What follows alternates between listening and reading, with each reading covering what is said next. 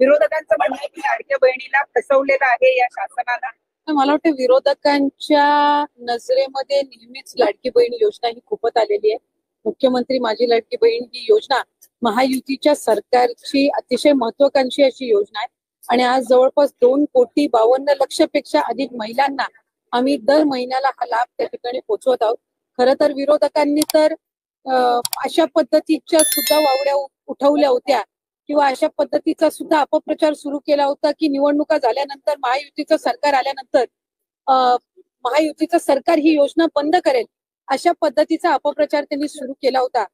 खरं तर त्या अपप्रचाराला कुठेही बळी पडू नये असं आम्ही सर्व लाडक्या बहिणींना आवाहन करत होतो आणि आज खऱ्या अर्थानं महायुतीच्या सरकारच्या वतीने आदरणीय अर्थ व नियोजन मंत्री उपमुख्यमंत्री अजितदादांनी आपला कारकिर्दीतला 11वा अर्थसंकल्प सादर करत असताना लाडक्या बहिणीच्या साठी मुख्यमंत्री माझी लाडकी बहीण या योजनेसाठी जवळपास 36,000 कोटींची तरतूद ही त्यांनी यंदाच्या वर्षासाठी केलेली आहे आणि निश्चितपणाने ही करत असताना ही योजना कुठेही बंद होणार नाही.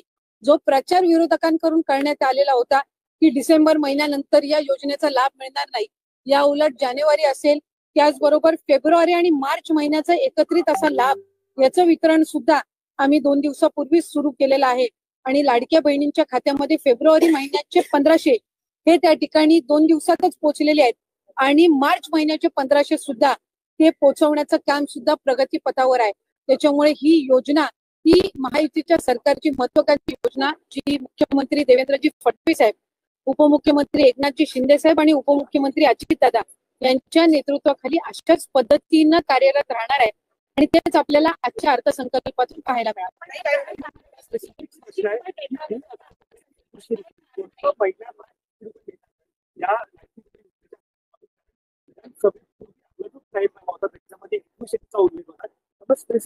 मला आपल्याला आवर्जून त्या निमित्ताने आणि आपल्या माध्यमातून सर्व आमच्या लाडक्या बहिणींना त्या ठिकाणी सांगायचंय की राज्याचे मुख्यमंत्री देवेंद्रजी फडणवीस साहेब आणि आमचे दोन्हीही उपमुख्यमंत्री असतील, मंत्रिमंडळातील सर्व आम्ही त्या ठिकाणी मंत्री महोदय असो, आम्ही सगळ्यांनी सुरुवातीपासूनच ही योजना अधिकाधिक यशस्वी पद्धतीनं राबवण्याचा प्रयत्न हा केलेला आहे.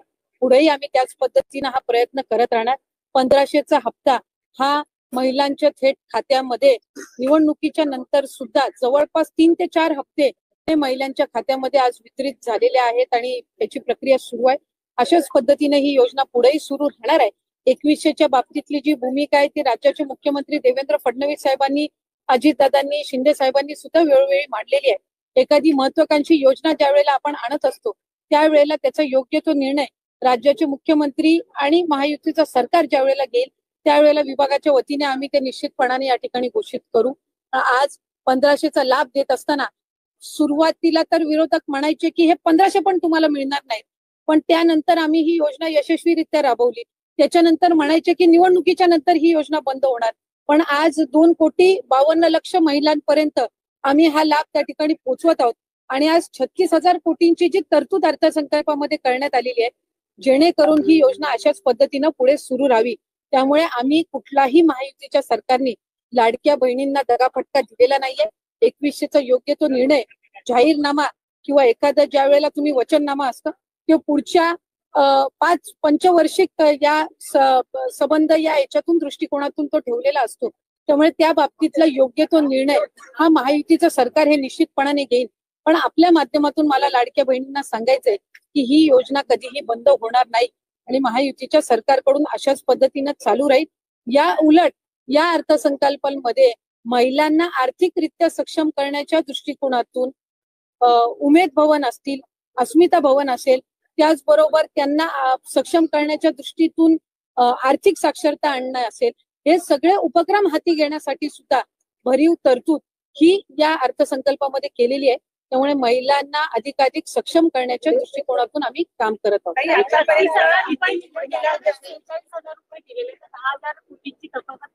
आपल्या माहितीसाठी मला सांगायचंय की मार्च महिन्यापर्यंतचा जो हप्ता आहे तो अर्थसंकल्पाच्या आधीच वितरित झालेला आहे आणि ही जी तरतूद आहे ही पुढच्या महिन्यांपर्यंत आहे.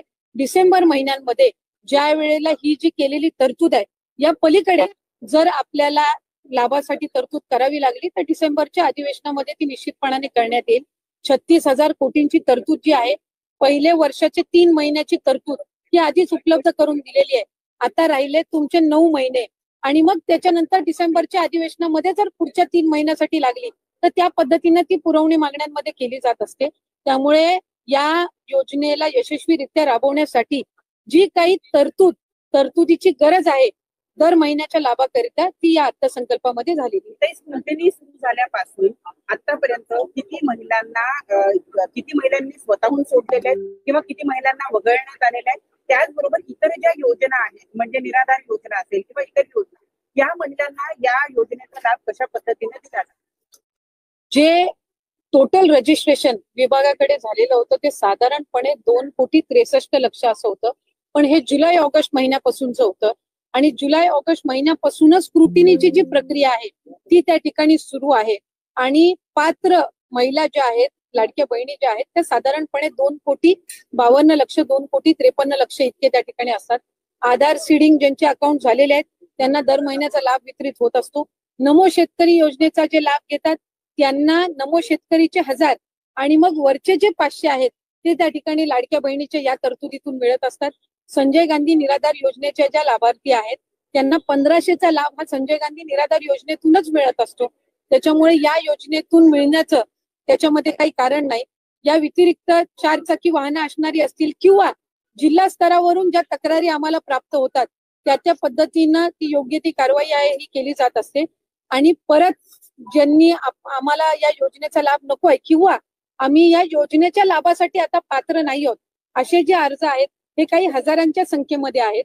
त्याच्यामुळे गेल्याही महिन्यात साधारणपणे 2,40,00,000 पेक्षा अधिक महिलांच्या खात्यामध्ये हा लाभ वितरित झालेला होता आणि यंदाच्याही महिन्यामध्ये साधारणपणे तितकाच आकडा आधार सीडिंग जसे जसे होत जातात त्यानुसार त्या पात्र भगिनींच्या खात्यामध्ये जमा होत आहे. मेसेज केला गेला जिल्हा परिषदेत निकष आधीच ठरलेले होते, मग अंमलबजावणी करताना कुठे गडबड झाली का किंवा सरकारी खिचडीचा पैसा नियमबाह्य वापरण्यात आला का त्याच्यासाठी, जर इतक्या महिला आता अपात्र होत असतील? नाही, एक तर मला आपल्या माध्यमातून स्पष्ट करायचंय की स्क्रुटिनी ही आम्ही सुरुवातीपासूनच करत आलेलो आहोत, याच्यामध्ये काही वेगळं नाहीये. इतर विभागांचा डेटा ऍक्सेस करण्याचा अधिकार हा कुठल्याही एका विभागाला नसतो. उदाहरणार्थ महिला व बालविकास विभाग आणि आम्हाला जर कृषी विभागातल्या नमो शेतकरीचा जर डेटाचा ऍक्सेस असेल तर तो आम्ही परस्पर घेऊ शकत नाही. आम्हाला तो त्या विभागाकडूनच प्राप्त होणं हे अपेक्षित असतं. परिवहन विभागाकडून जर एखादा तुम्हाला डेटा हवा असेल तर तो तुम्हाला परिवहन विभागाकडूनच मिळेल. त्याला स्वतंत्र तो डेटा ऍक्सेस करण्याचा अधिकार हा कुठल्याही विभागाला किंवा महिला व बालविकास विभागालाही त्या ठिकाणी नसतो. त्यामुळे सुरुवातीपासून याची स्क्रुटिनी होत गेलेली आहे. मूळ 2,63,00,000 पेक्षा अधिक रजिस्ट्रेशन झालेलं होतं आणि सुरुवातीपासूनच जर आपण बघितलं तर लाभार्थ्यांची संख्या ही 2,40,00,000 किंवा 2,50,00,000 2,52,00,000 इतकी राहिलेली आहे. याचा अर्थ असा की स्क्रुटिनीची प्रोसिजर सुरुवातीपासून चाललेली आहे. प्रत्येक विभागाकडनं जी आपण माहिती मागवतो त्याच्यामध्ये ऑक्टोबर, नोव्हेंबर, डिसेंबर महिना आचारसंहितेचा कालावधी होता. हा वगळता जशी जशी आमच्याकडे त्या विभागांकडनं माहिती येते त्या पद्धतीनं आम्ही ते पुढचं डीबीटी करायच्या आधी योग्य ती कारवाई असते ती करत असतो. त्यामुळे कुठल्याही पात्र जी निकषांमध्ये पात्र आहे एकही निकष न बदलता जी महिला पात्र आहे त्यांच्यावर अन्याय हा कधी या विभागाच्या किंवा महायुतीच्या सरकारकडून झालेला नाही.